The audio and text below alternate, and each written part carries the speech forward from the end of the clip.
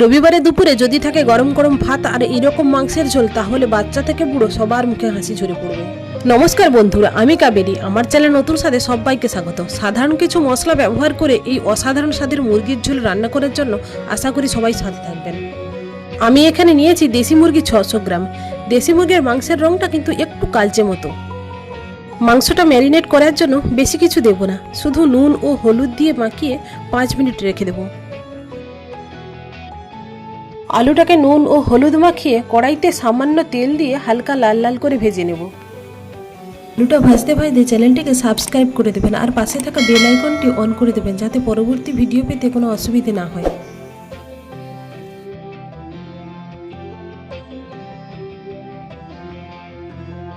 আলুটা ভাজা হয়ে গেছে, এবার তুলে নেব। আজকের রান্নাতে খুব তেল মশলা ব্যবহার করব না, অল্প তেল মশলাতেই রান্না করব।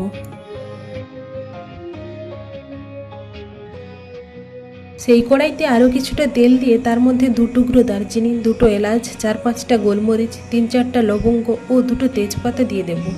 সুন্দর একটা গন্ধ বেরোলে মাঝখান থেকে ফালি করে রাখা 7-8টা কাঁচা লঙ্কা দিয়ে একটু নেড়েচড়ে কুচি করে রাখা মাঝারি সাইজে 2টো পেঁয়াজ দিয়ে দেব।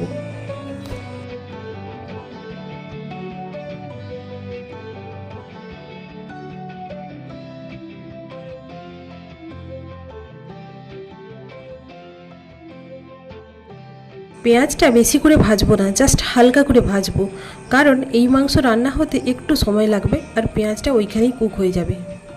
পেঁয়াজটা ভাজা হয়ে গেছে, এর মধ্যে 2 চামচ আদা ও রসুনের পেস্ট দিয়ে নাড়তে থাকবো।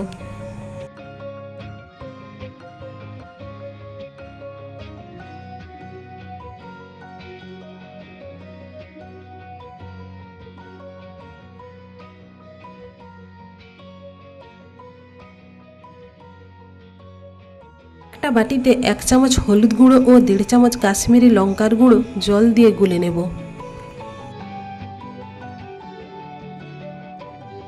গ্যাসের আঁচটা লোতে রেখে বাটিতে গুলে রাখা মশলাটা দিয়ে ভালো করে কষতে থাকবো।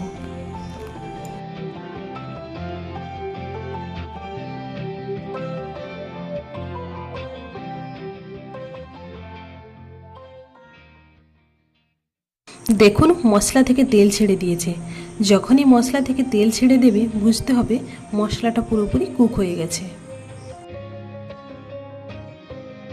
মশলাটা পুরোপুরি তৈরি। কেটে রাখা টমেটোগুলো দিয়ে দেব।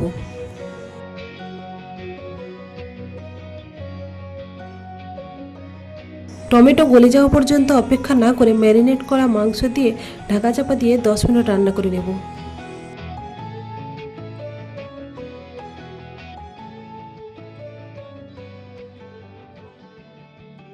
গ্যাসের আঁচটা লোতে রেখে ঢাকা দিয়ে দিলাম, যাতে মাংস থেকে তাড়াতাড়ি জল ছেড়ে দেয়।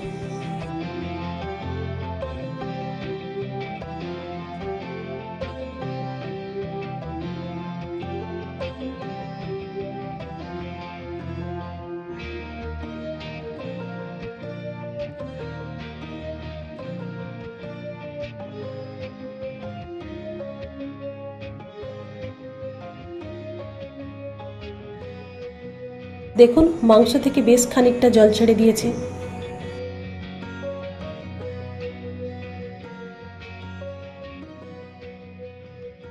মাংসটা আমার 70% মতো সেদ্ধ হয়ে গিয়েছে।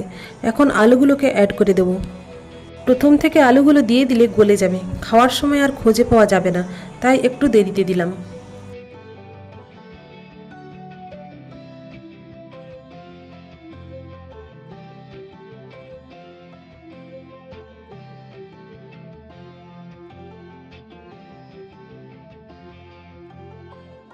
সামান্য একটু জল অ্যাড করে আরেকটু কষিয়ে নেব।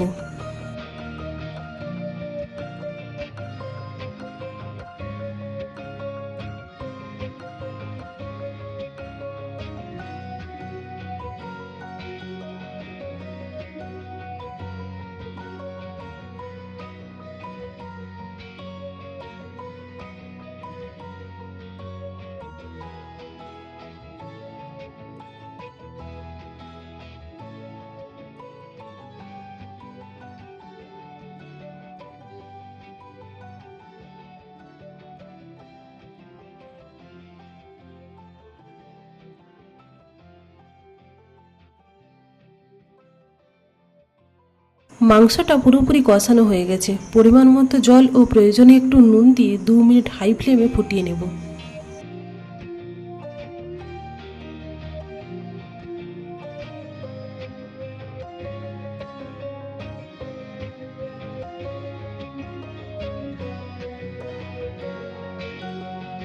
মাংস রান্না হয়ে গেছে, পরিবেশনের জন্য বাটিতে তুলে নেব। আমার রেসিপিটি কেমন লাগলো প্লিজ কমেন্ট করে জানাবেন আর একটা লাইক করে দেবেন। ভালো থাকবেন, সুস্থ থাকবেন, টাটা।